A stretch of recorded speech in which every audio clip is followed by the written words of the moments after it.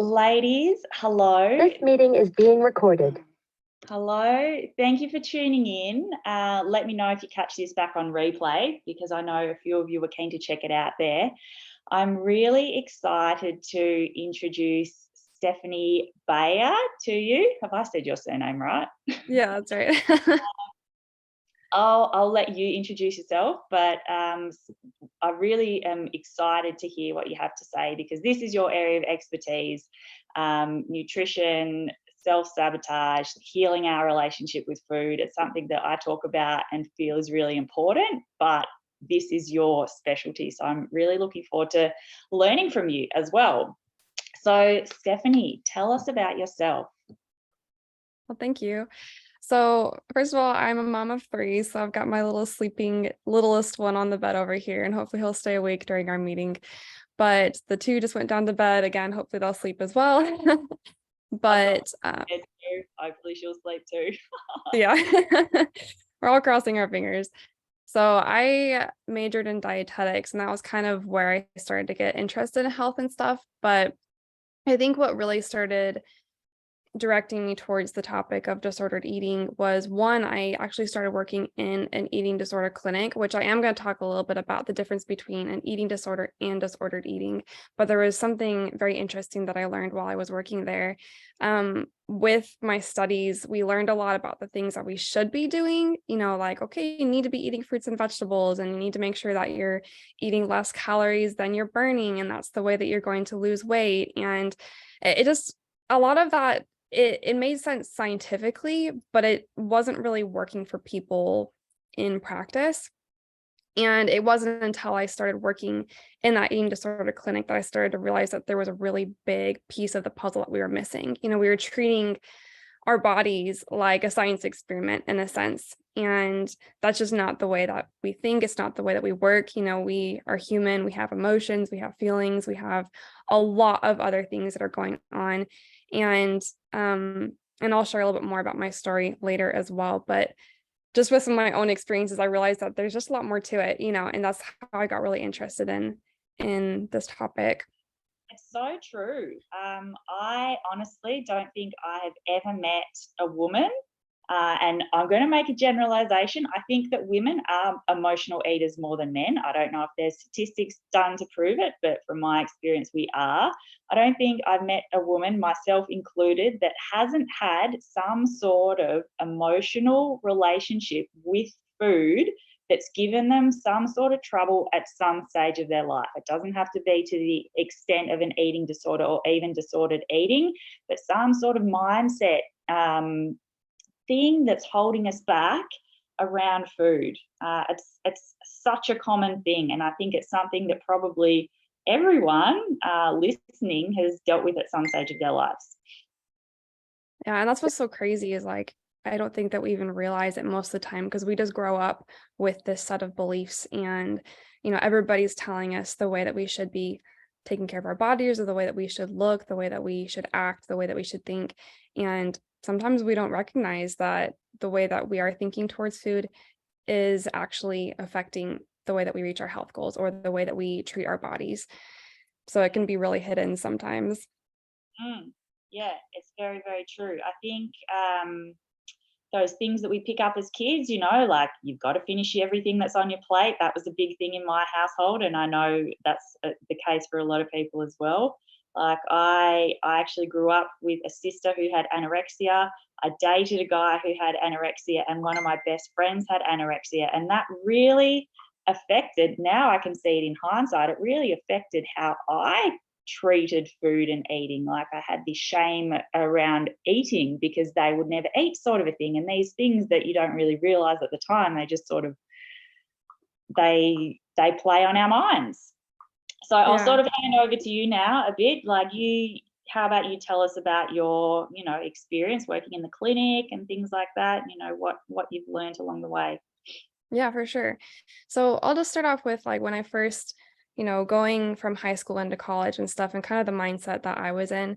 Like I said, I studied health, and so I thought that there was, like, a lot of things that I knew about how to take care of myself, and And I just really struggled a lot with actually maintaining any sort of consistency with my own health. I would find myself going to the gym and trying to exercise really hardcore, and I would set these goals and I'd get super, super excited to accomplish them. And I'd think, oh, this is great. I'm going to be so toned and fit, and I'm going to be more attractive. I had kind of all these external goals that were tied to this physical goal in a sense. And so I just would go really hardcore. I would go to the gym for a week and exercise for 2 hours every single day. And then I would stop eating cookies and I would completely cut sugar out of my diet. And there was always a point, inevitably, and it was usually sooner than later, where I would just hit a wall and it got really hard. I was cranky all the time. I was tired. I was hungry. I was irritable. And I just didn't feel good. And honestly, I think I was stressing my body out. And so overall, I just didn't feel good. And so then I would hit the opposite end of the spectrum, where my roommates would make cookie dough and I would say, all right, whatever, I'm going to just forget the diet and I'll just try again next week. And I'd eat a whole bunch of cookie dough and it'd be more than I would really want to eat. And then I'd feel really guilty after eating so much cookie dough. And it just would bounce back and forth like this, because after the guilt, I would decide, oh, I need to work off this cookie dough that I just ate. And I'd go back to the gym for 2 hours. And it was just back and forth and back and forth. And I know you've had kind of a similar experience, and that looks a little bit different for each of us. Some of us, we have exercised a lot to try to get rid of excess calories that we've consumed. But that's just one of the many signs of an unhealthy relationship with food. And it wasn't until there was this one summer after I had worked in the eating disorder clinic. So when I was working in the eating disorder clinic, they gave us a book, or recommended a book to us called Intuitive Eating. And that's kind of a concept that's starting to grow a lot right now, which I'm really grateful for. But the idea behind it is just that instead of thinking, oh, I need to have this amount of calories, or I need to eat this kind of food, or this food is good for me, this food is bad, we kind of let go of that.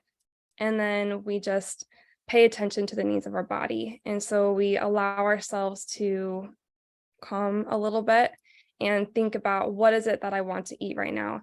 What is it that my body is craving? What does my body need?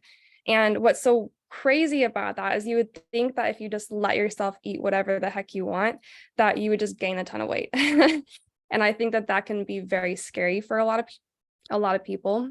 But what's so funny is that it actually helps us to just make peace. It helps us to heal our relationship with our bodies and with food. And it actually kind of has the opposite effect. And weight's not necessarily the factor that we're looking at anymore. It's literally just you starting to feel comfortable and your body starting to feel comfortable with where it needs to be. So after I had learned a little bit about intuitive eating, I just got really fed up with my whole back and forth because I was just tired, like I was so tired of beating myself up all the time and feeling guilty and honestly, like I was not comfortable in my body. I wasn't comfortable with food. It was just very stressful. And so I got to this point one summer, I was at home. So I was kind of away from school. I was away from all the kids that I normally hung out with. So I wasn't stressed about like making a good appearance or anything like that. And I just decided, I'm just going to let go of all of it. I'm just done. I'm done with the dieting. I'm done with the crazy exercising. And I just let it all go. And I didn't have somebody like tell me how to do that necessarily. So I'm really grateful that it worked out this way. But I literally just started asking myself when I would wake up in the morning, how do I want to move today? And 99% of the time, it was just doing very, very gentle yoga. And that's when I started to fall in love with yoga, because when yoga teachers teach you, when they do their practice, generally they're very focused on listening to your body and listening to your needs. And so that helped me to really tune into what my body needed. And then the same thing happened with food, where I was done telling myself I couldn't have cookies. And so I just said, you know what, I'm just going to eat what my body feels like eating. And what was crazy is that there were times that, yes, I really wanted ice cream. And so I would eat some ice cream and I would sit down and I would enjoy it. I would enjoy the flavor and the texture. And I would just give myself time to have that experience. And because of that, I didn't feel like I was restricting myself. And so there were also times where I felt like, you know what, I'd really enjoy something a little bit lighter right now, like maybe some fresh fruit or maybe some green beans from the farmer's market. And those were things that I started to find joy in. So that's essentially kind of how I got on this journey, was just realizing that that we just have to be gentle with ourselves.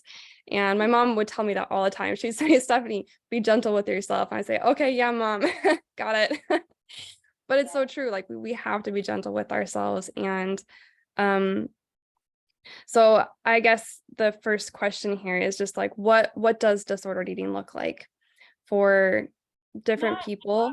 I'm just Yeah. gonna chip in with a question on the intuitive eating, if that's okay. Yeah, go Um, ahead. so this is something that similar to you, like I do this a lot more now than in the past. And really for me, it sort of kicked in when I was pregnant. It's almost like a hormonal thing, just stopped me being in my head so much about food. I'm not sure. But Yeah. what do you see with women? So I get what you're saying, that we need to tune in, we need to listen to our bodies more, and that will sort of, we won't always want to eat crappy food. We will want to eat healthy food because that's what our body's sort of crying out for. When you're in the habit, say, of eating a lot of sugar, your body's going to crave more sugar. You're in the habit of having caffeine every day, your body's going to crave caffeine. How difficult is it initially to break through some of these sort of habit cycles? Like packaged food is made with a lot of sugar, a lot of fat, so it's highly palatable, and so we keep eating it and eating it and eating it. How difficult do you think it is, if you're eating a lot of these foods, to break out of that cycle and start to get your body giving you like the right signals, I guess? Yeah, no, that's definitely, yeah, no, that's a really good point to bring up, because unfortunately, a lot of the foods that we're surrounded with, like you said, are designed to be highly palatable and to be causing food cravings, essentially. I would say if you are trying to go cold turkey, that's really, really, really hard. That's really hard to break away. So one of the things that I do suggest is, with some of those foods that aren't serving our bodies, that aren't helping us to have the right signals, that we just make very, very simple replacements. So, I say, like, I like to enjoy ice cream, but if I was eating ice cream all the time, that would be something that would cause an issue. Having it once a week doesn't cause an issue for me. But I think that we do have to be aware of what foods are causing us to crave more, and then just make very, very simple adjustments. So let's say that I was eating ice cream every single day, which might have happened in college at some point. But what I could do is maybe say, well, when I go grocery shopping this week, instead of getting my usual ice cream, I'm going to get a Greek yogurt ice cream, a frozen Greek yogurt. And that's not a huge tweak, and it's still got some sugar, but it might be a little bit less sugar. It's going to be a little bit more protein, which means that we're not going to crave it as much. And so that's just a very, very, very small adjustment. And I might stick with that adjustment for a week, 2 weeks, maybe 3 weeks. And then after that, add on another adjustment.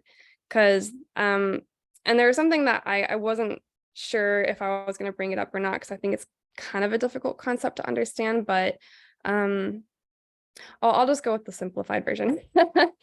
So there's a principle I call letting it sit. Yeah. So the principle I call letting it sit. And this is basically, when we make a habit change, it's uncomfortable always, right? And the example that I give is, if you have a house and you're looking to refurbish it, if you take out everything all at once, you tear out all the cabinets and you take out all the furniture, excuse me, and then you try to bring everything back, you start painting all the walls at the same time, and you're trying to fix all the furniture and buy new furniture, right, and fix up all your cabinets, like that feels very overwhelming, and it's very uncomfortable, because you're used to your old comfy house, and all of a sudden you've just like torn up your entire life. And so it's going to be really hard. Like, that progress is going to be very, very difficult to fix up that house and still feel like you're in a good, safe place. So instead of just tearing everything up at once, right, would say, maybe we're going to replace the couch. And maybe right now you have a green couch and you want to have a red couch. So you throw out the green couch, you bring in a red couch. And at first, that red couch looks a little different, right? You thought maybe, you were excited about getting that red couch, but once you put it in your house, you think, like, I don't know, it's not what I'm used to. It's a little different. It's a little uncomfortable. You sit down on it, it's brand new, so it's kind of crunchy and it's just not very comfortable. And so at first thought, you may think, okay, well, I'm just going to forget this. Let's take the red couch back. I'm going to get my green couch back. But at this point, we'll say that it's getting kind of late. And so you don't want to go to the store right now to bring the red couch back. So you sleep on it. And when you wake up in the morning, the red couch, you're a little bit more used to it. It starts to feel a little more comfortable. And as you sit on that couch, as you let it sit in your house, it softens up, it becomes more comfortable, and it becomes a part of your house. And, in a couple of weeks, like, you wouldn't know the difference. It's a new part of your house, and it's as if it's always been there. And it's the same thing with habit changes, where we don't want to like blow everything out at once because it is so uncomfortable that we immediately want to go back to our comfort zone. And even with the little changes that we make, so making a small replacement, knowing this food is not serving me, and trying to make that small replacement will be a little bit uncomfortable. But I just tell people that we're going to let it sit. So we're going to let that new piece of furniture sit for a little bit, and it's okay for it to be uncomfortable, but let's just let it sit, trust that it will become a part of us and that it will become comfortable in the future. But right now we just have to let it sit, and be okay with being a little bit uncomfortable. Yeah, I've got a similar concept I use. I don't have an analogy. Maybe I should make one like you. But with habits that I work on with women, we sort of try and pick a habit that you are 80 to 90% confident that you can do. Okay.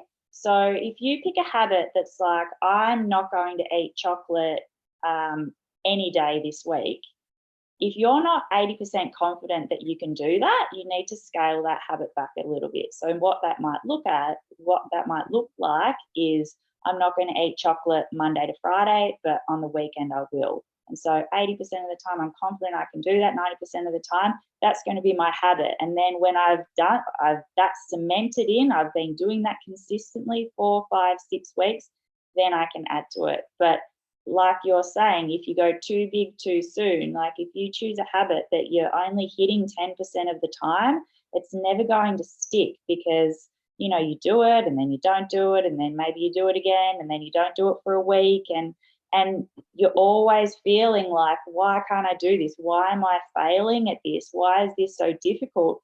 But it's just a matter of maybe trying to scale back what you're trying to do a little bit. And it doesn't mean you won't get to where you want to be. It just means you need to do some smaller steps to get there. What would you say would be your number one small habit that people could implement if they want to start on this, intuitive eating sort of way of eating? What's a small, easy habit that people can start with? Like, okay, I've got all my biscuits in my cupboard, I've got chocolate in there, I've got chips. Like, what do I do? I'm not going to clear it all out at once. What am I going to do? Yeah, that's a good question. I could tell you what I would do, because I know everybody has different things in their cabinets. And we all have different weaknesses. But yeah, I guess, like I said, mine is ice cream. That's kind of my biggest thing. I really, really like ice cream. So yeah, I'd say I'd either have some sort of protein that I can enjoy with the ice cream, or have like a glass of water with the ice cream, just like something that I can start to associate with the ice cream that makes me feel like I'm caring for my body. Or I would switch to like a Greek yogurt ice cream, which we actually don't do dairy anymore. So I have to do dairy-free ice cream, which makes it way harder to eat ice cream. We have soy ice cream, which I wouldn't 100% recommend, but it's okay. Yeah.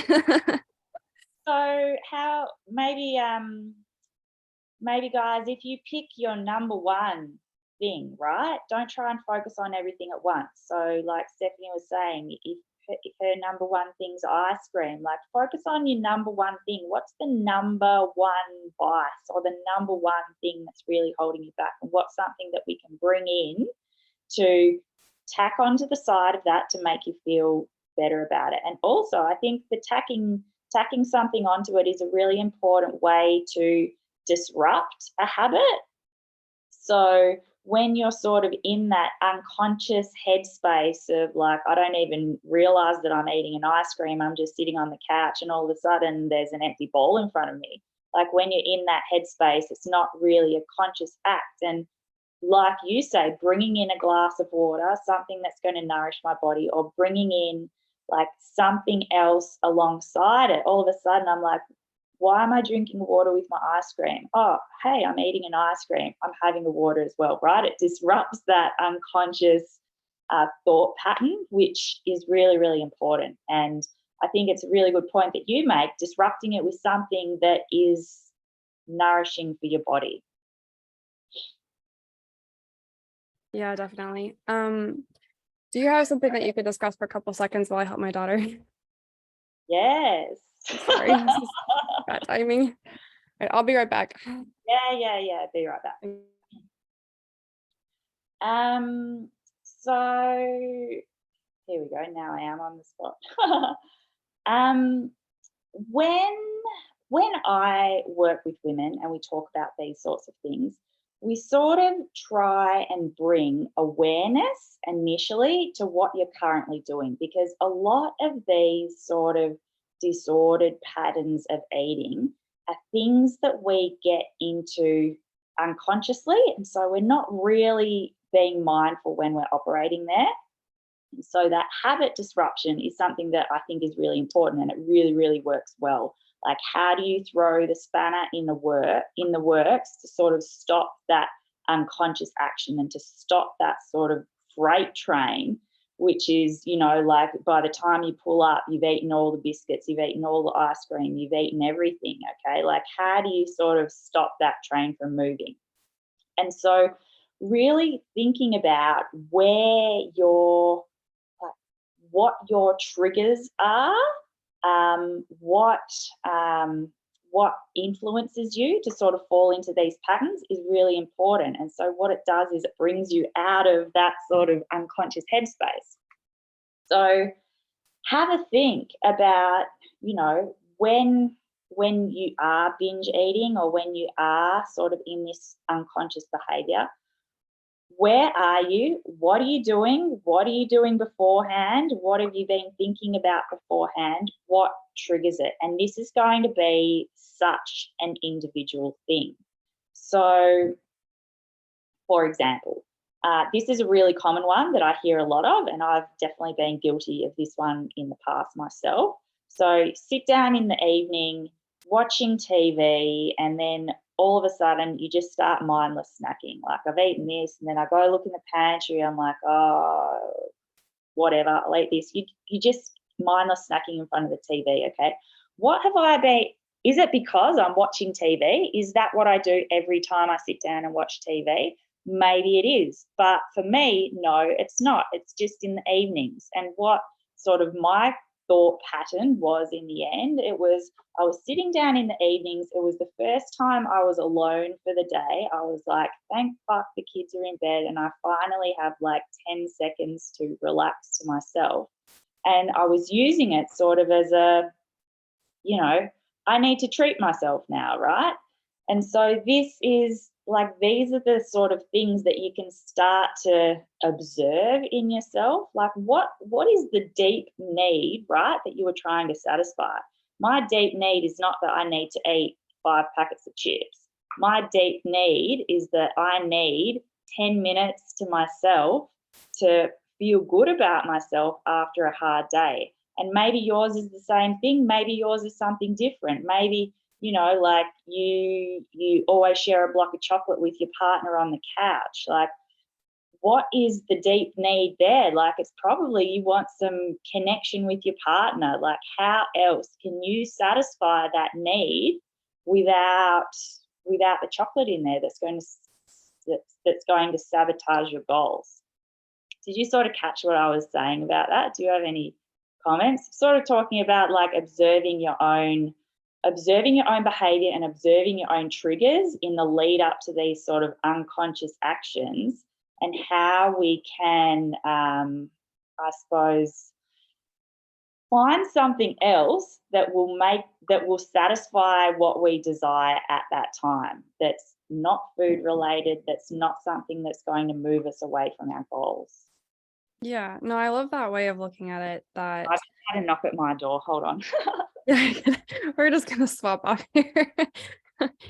No, I think one important thing to note is just that sometimes when we think of the term self-care, it's associated with things like hot baths and chocolate and ice cream and things that like make us immediately feel good. Um, and those things are not bad. I don't like to label things as bad or good necessarily, because I think it can contribute to the way that we think about food, that relationship we have with food. However, sometimes that term self-care, it can mean us doing things that we don't necessarily want to do in the moment, but that are ultimately going to help us to feel better. So just like you were saying, where yeah, there is a deeper need, and if we can figure out what that deeper need is, then that self-care will be us finding a healthy way to really deeply address that need. And so yeah, that was something that somebody had discussed with me the other day, and I thought that was an interesting point, just how we define self-care sometimes. Mm. And it's such a personal thing, right? Like self-care for one person might be having a full spa day. Like self-care for me is literally just sitting down and having a cup of tea. Like I'm a simple person. That's enough for me. But Mhm. you've got to find the thing that works for you. Like I can list all of these things for you, and you're like, it's not really going to hit the mark. That's not really what's going to make me happy. You've got to find that thing for yourself, and it may take some trial and error, and that's okay. Like when you're changing these behaviors, like you said, they've been ingrained in us from our childhood, from subliminal messaging through advertising and marketing, and the people we interact with. All of these things, like you're not going to be able to shut things off or switch things overnight. It's a lot of sort of inner work, a lot of really looking at where you're at, and a lot of one step at a time, baby Yeah, steps, being it's okay with definitely.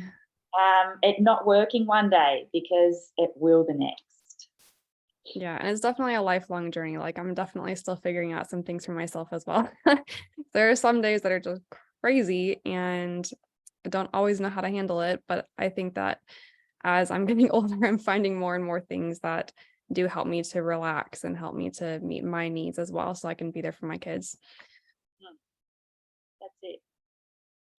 Um, do you want to? I don't know. Do you want to talk a little bit about maybe different?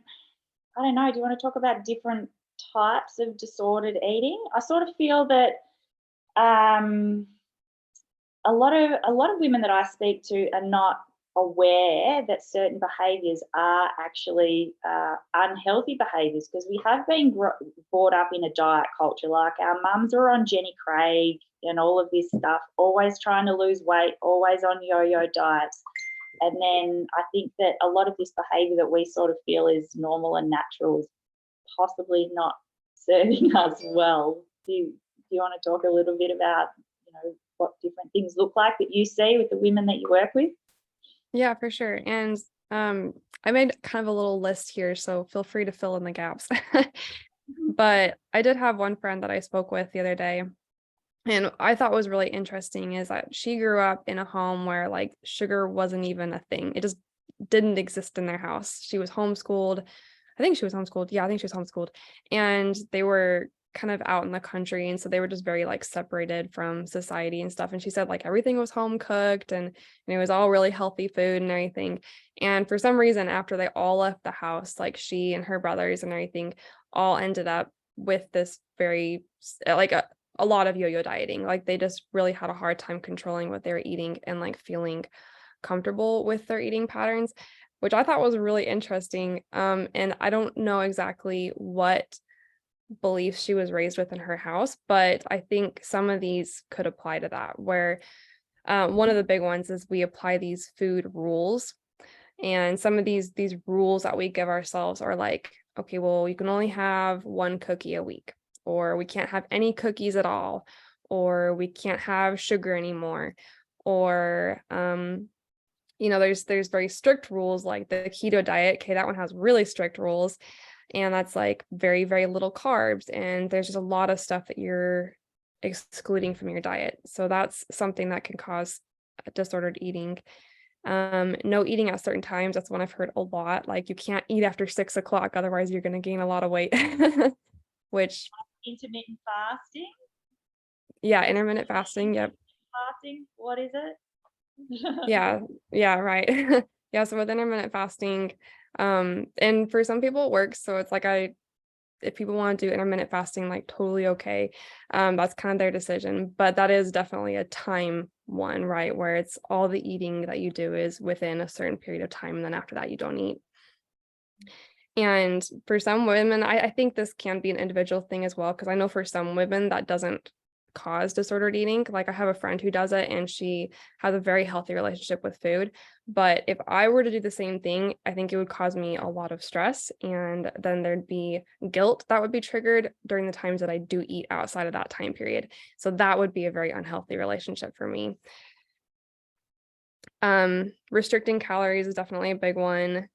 And I think the intent as well of our eating, which we already discussed a little bit, like, why is it that you're eating, right? So if you're eating to change your body shape, then that can cause disordered eating, versus eating because you feel hungry, or eating because you want to nourish your body, or eating because you need energy, right? Those are more healthy ways of thinking about eating. And then we also talked about eating emotions, right? Versus eating when hungry. And then guilt is a big one as well, like feeling guilty or shameful after eating certain foods or eating too much of a food. So that was the little list that I came up with. Feel free to fill in the gaps there. Yeah, no, it's funny because, like, a lot of these things are packaged with a different name, like intermittent fasting or the keto diet or the low carb diet, and these are really big things in the fitness industry. I think that diets can work for some people, but for some people, you're right. Like, it plays on your mind. When I was fighting, I always had to really watch what I was eating, and particularly when I was cutting weight. And that just, like, I was always thinking about food. I was always thinking about what I couldn't eat, and I was always thinking about what I was going to eat after the fight. And it just meant that I had a very unhealthy relationship with food. I was healthy in a way, but mentally I really, really struggled with it. But I think it's difficult when these sort of behaviours are packaged up as a normal thing, or like something that's going to help us lose weight, something that's going to help us feel better, where it doesn't really look at the emotional and the mental part of it, which is such an important factor.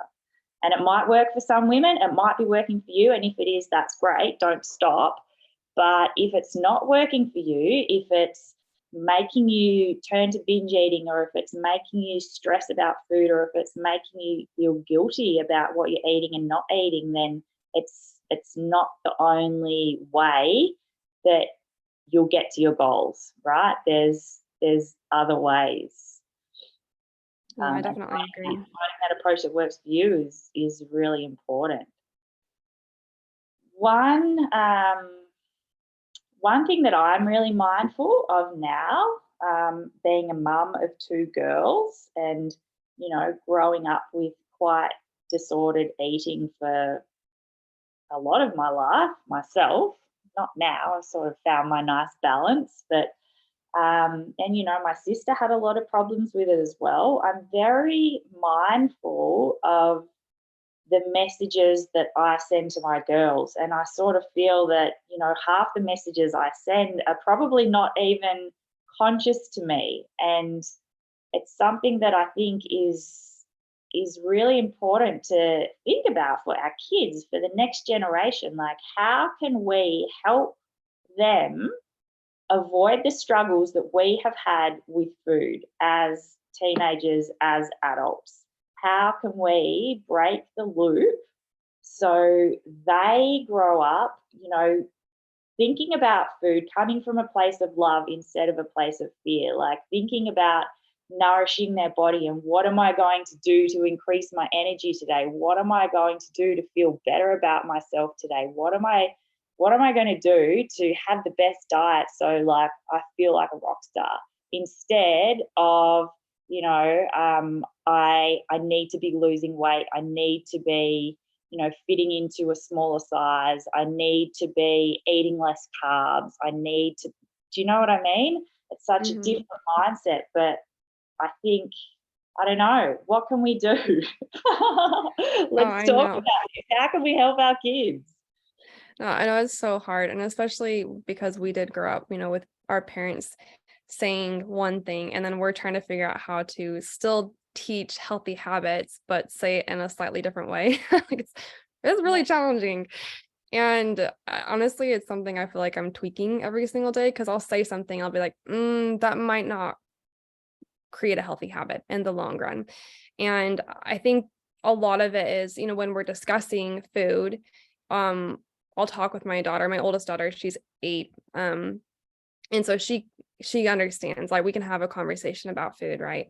And we'll talk about foods that have more nutrition, more nutrients, right? That give our body strength and energy and help us to grow. And when we talk about kind of the benefits of them for our bodies, you know, like if we're eating these foods, it's going to help us to do well in school and we can think more clearly. And we just make it very focused on how is that helping to nourish your body, as opposed to like, this food's junk food, it's bad for you, don't eat it, you know, and this food is really good for you, you should make sure you eat lots and lots of it. And so a lot of it really just is the words that I use. You know, so if we're sitting down to eat a meal and she doesn't want to eat, we have this idea, right, where we want to make sure that we have protein with our meal, and she knows what some of the different proteins are. And so if she really doesn't want the protein, you know, that I have at the meal, I'll say, okay, just take a little tiny bite.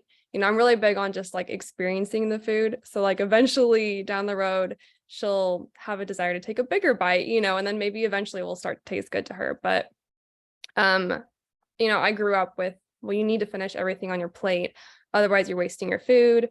And I think I really lost the ability to know when I was full. And for my children, I want them to be able to understand when they're full. And so we use some of the words like, okay, when your tummy's happy, you know, because I don't want them to think like it has to be stretched tight, like it's like so full that they can't breathe, you know. Like, when do you feel satisfied? When do you feel like you're done with the meal? And, you know, if you're not enjoying this protein, like let's try to just try it, give it a try, and then you can go find another protein to have with your meal. And so it's kind of more exploratory in a sense, as opposed to like, you have to eat this, or like, you need to eat this because it's good for you, which I have to catch myself because I still say that sometimes, but I'm trying to make it more exploratory. And that is exactly the same advice for all of us adults, right? Like, if you don't like a certain protein, you can switch it for something else. Like, if you listen to when you're full, listen to what your body's telling you, because this is something I'm bad at this as well. Like, I'm the same as you. I was brought up to always finish what's on my plate, and I really struggle with this still. But try and start listening to what your body is telling you. And like you said at the start, you might be surprised. It's probably not telling you that you want that bag of chips. If you've already eaten a bag of chips, like, take a second to take some deep breaths, come back into yourself, get out of your head. Like, this is an exercise I really like to do when I am stressed out, or when I feel sort of like up here too much. You just sit down, put both feet on the ground, so you sort of ground yourself, And then just scan from your body up. So shut your eyes. We can do it now if you want. I'll do a fast version. But shut your eyes, like feel how your feet are pressing into the ground. Like feel the toes, feel the soles of your feet, feel that sort of like 3-point connection. And then you're scanning up your body slowly, just like feel the warmth of your body as you're scanning up, like over your ankles, up your calves, over your knees. Sort of feel how your legs are sitting in the chair. Are they sitting heavy? Like what's the texture of the chair underneath your legs? Like is it scratchy? Is it soft? Like what does it feel to sort of sit on that? And then you're just moving up, like over your bum, your hips, like you're sitting evenly. Is your left side pressing down more? Is your right side pressing down more? Like just relax. Let your hips, your legs feel nice and heavy. Your feet probably feel heavier on the ground now. And scanning up through your abdomen, where you find knots, not like muscle knots, but energetic knots. Like where is your stress sitting? Do you have a ball in your stomach? Do you have a ball in your chest? Like what's going on in there? Like try and feel where it is. How can we sort of breathe it out? Expand your lungs, feel the breath going into your lungs, rib cage expanding, rib cage going back down again. Really feel that breath moving in your body. Feel how your breath changes those balls of stress as they're sitting there. And then scanning up into your shoulders. Where are you carrying tension in your shoulders? There might be some muscular tension there now. Like try and relax. Use that breath. Feel that warmth going through your body and all the way down your arms to your fingertips. Hang your fingertips heavy. If you've got an armrest there, like just rest your arms down and then all the way up to your head. Up to the top of your head. How's your face? And just sit there, and then you're back in your body, right? You're there again. You're not up here. Like I've been very stressed the last couple of weeks, actually. I've been a little bit crazy, but this has really helped to just bring me back into myself. And this is where you're not hanging out when you're binge eating, when you're unconsciously eating, when you're not mindfully eating, when you're doing all of these things. Like you're not hanging out in here. And this is the place that you need to come back to. Yeah, no, I love that exercise. And yeah, it's very similar when we sit down to eat, because like you said, we're always out here. We're thinking about the things that we need to get done, the things that we just did that didn't go so well, and we're thinking about the kids that we need to take care of and what we're going to be doing, and we're thinking about maybe even the stress of, well, I'm going to eat this and then I'm going to feel yucky afterwards, and there's all these things that are just going on all over the place. And it does pull us away from the actual experience of being inside ourselves, of being with ourselves. And then it pulls us away from that experience of being with the food. And one thing that I like to tell people is just practice saying thank you to your meal. And it's like such a simple thing, but if I sit down and I have a bowl of oatmeal in front of me and I say, thank you, oatmeal, for nourishing me. Thank you for tasting good. Thank you for bringing joy to my tongue today. Just like really silly things. But it helps me to kind of focus on that experience with the food. Like, oh, thank you for having such a lovely texture right now. And thank you for having a little touch of cinnamon, it's just like little things, but it helps, again, to, like you said, bring you back to the moment and just to refocus on what's going on right now. So that's really good. And like it does, I can see how it will be harder to thank junk food, right? I yeah, can see how that would be, like I'm sitting here with a plate of biscuits in front of me. Like it's all of a sudden it becomes harder to sort of say thank you for what you're about to do to my body, right?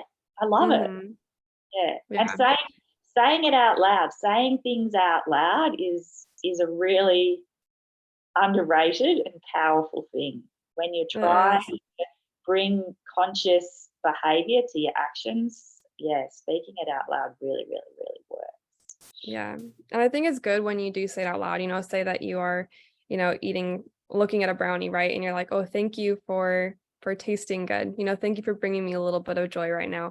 And if you catch yourself feeling a little bit of resistance to that, that's a good thing, because then you're noticing like, okay, this is something I need to work on. Like, yes, I am struggling to make peace with food, so it's uncomfortable. It's one of those uncomfortable things again, but it's good. It's good to notice where you're seeing resistance and where you Yeah. can start to let go a little bit.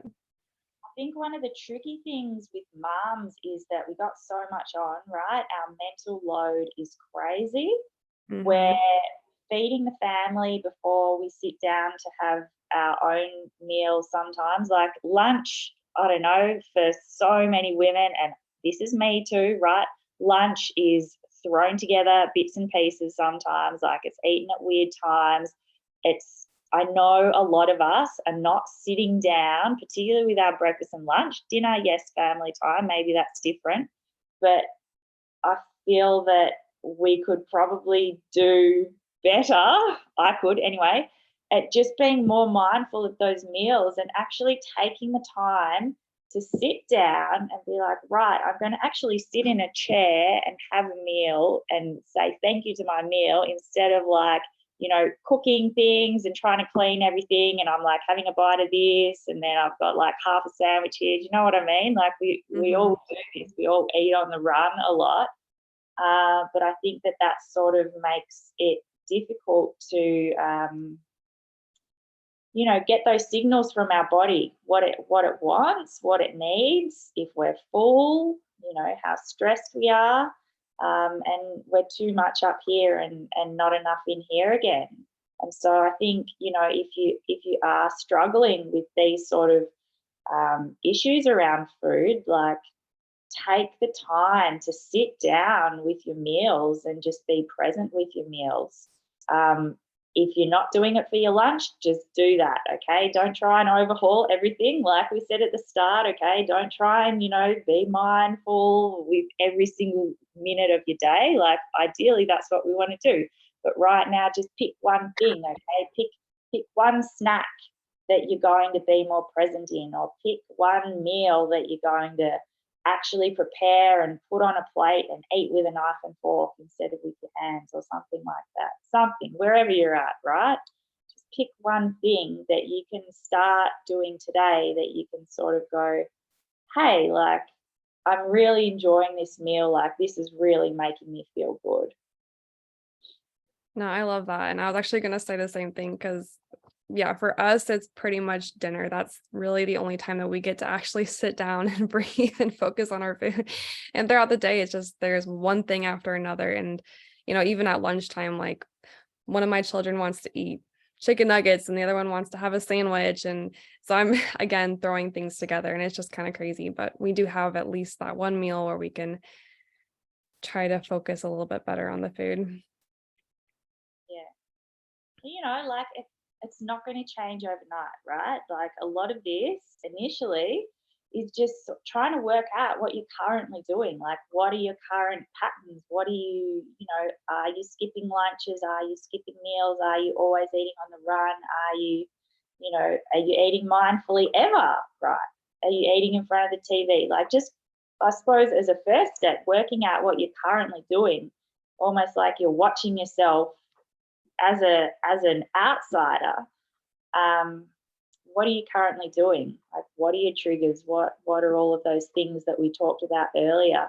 And once you can sort of see yourself again, then start to come back in here and feel what's going on. No, I agree. Yeah. Should we have a little recap? What are some things that people can do as a takeaway now? So that's one, right? Try and really think about what you're doing in your daily activities. What are your triggers for certain things? Is it stress? Is it wanting a minute to yourself? Is it wanting to treat yourself in some way because you've had a hard day? What are the things that are making you turn to food as, like in an unhealthy way, let's say. So that's one thing. Another thing that I love of yours, say thank you to your meals. Like, I'm going to adopt this myself. I think it's really cool. I really want to see how it makes me feel, because I think it could be a very powerful, easy way to just make you a little bit more mindful. What else? With the habits, okay, you're going to pick your one vice, pick one thing to work on, one thing only at the moment, and start small. So pick something that you know that you can commit to 80% of the time, and you're going to do that for the next month, right? And then you can build on it. Yeah. And then I love that grounding meditation as well. Just and the taking grounding the time to focus. Yeah. And come back into ourselves. So come back to this recording and listen to that whenever you need to. Maybe I should record it separately and put it in the group. I actually felt grounded just doing it, even though I was talking you through it, even though I was sort of explaining it. Like, it does. Really, really powerful. And you know what? Like, how long did that take? Maybe 90 seconds? Like, yes, maybe take the time and take 4 minutes, right? So you have 4 minutes in your day. Like, I'm sure we all have 4 minutes. And it's such a powerful thing just to cut through all of the shit that's going on up here and just bring you back. Yep, I love that. Anything else? I think that was the bulk of it. Looking at my notes. Yeah, one other thing. Work out. I think I said this maybe. Work out what your deep need or desire that you are trying to satisfy with food is. Like, work out, what do you really want? Like, the time for yourself, all of those things.